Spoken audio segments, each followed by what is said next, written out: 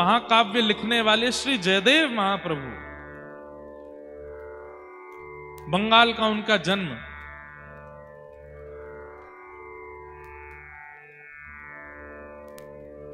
उनके साथ एक लीला हुई कि एक बार वो अपने किसी शिष्य के यहां से प्रसाद पाकर के कहीं जा रहे थे।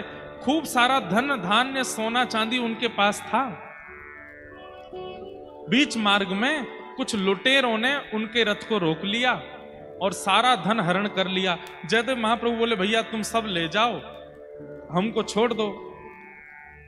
तो डाकुओं ने सोचा कि इसने हमारा मुंह देख लिया है, हमारा रूप पहचान लिया है, ये राजा को जाकर के हमारे बारे में बता देंगे, हमारी मृत्यु हो जाएगी, हम पकड़े जाएंगे। तो उन डाकुओं ने क्या किया, महाप्रभु जी को पकड़ के आधी रात में दोनों हाथ और पैर काट दिए जयदेव महाप्रभु के, और उनके बचे हुए शरीर को एक कुआं में फेंक करके रथ लेकर के चले गए।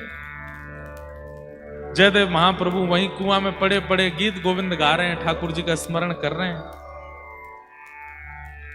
तभी एक नगर का राजा वहां से निकल रहा था। उसने जैसे स्वर सुना तो वो राजा भी गीत गोविंद का पाठ करता था, पर जयदेव महाप्रभु से कभी मिला नहीं था।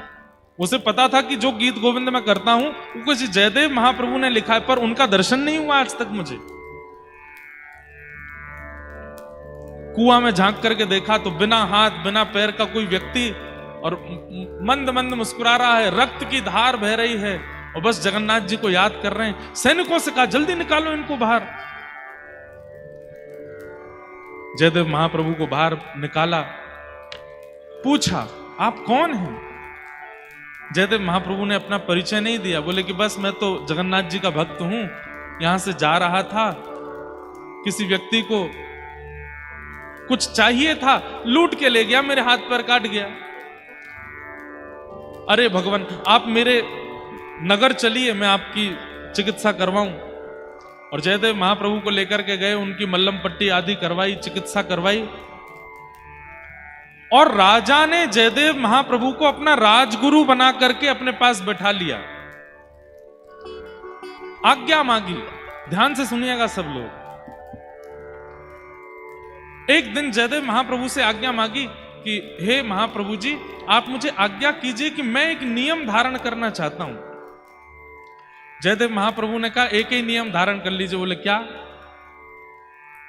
नित्य 1 घंटा के लिए अपने द्वार सब ब्राह्मणों के लिए और सब याचकों के लिए खोला करो, वो जो मांगे उनको दिया करो।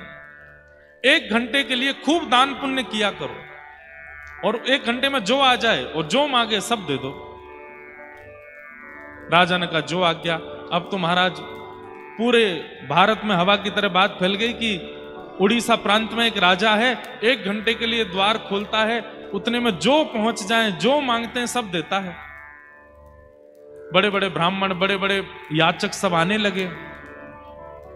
तो वो जो चोर थे जिन्होंने जयदेव महाप्रभु के हाथ पैर काटे, उनके मन में आया कि एक राजा मुंह मांगी वस्तु प्रदान करता है, हम भी ब्राह्मण बन के चले जाते हैं, मांग लेंगे राजा से।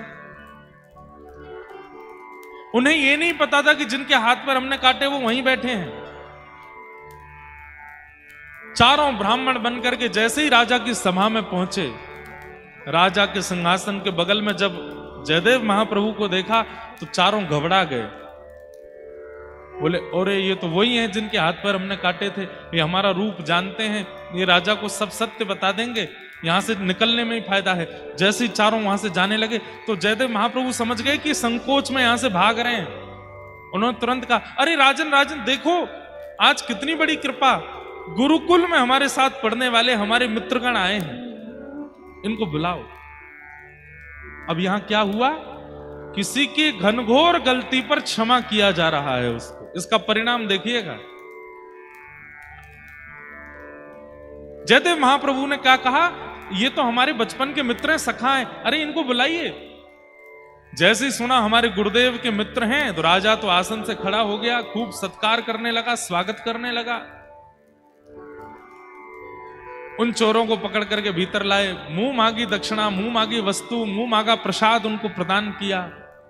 और राजा बार बार चरण पकड़े, आप मेरे गुरुदेव के सखा हैं तो मेरे भी गुरु हैं, मैं आपको प्रणाम करता हूं।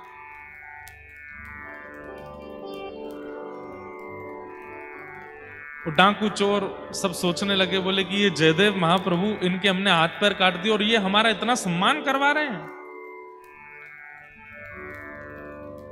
चलो अच्छा है, इतनी सामग्री, इतना धन धान्य दिया। राजा ने कहा ये सब आप लेकर के जाओ। तो उठा नहीं पा रहे थे तो राजा ने सैनिक भेजे उठा करके सामान के इनके आश्रम तक छोड़ के आओ। इतना सामान दिलवाया।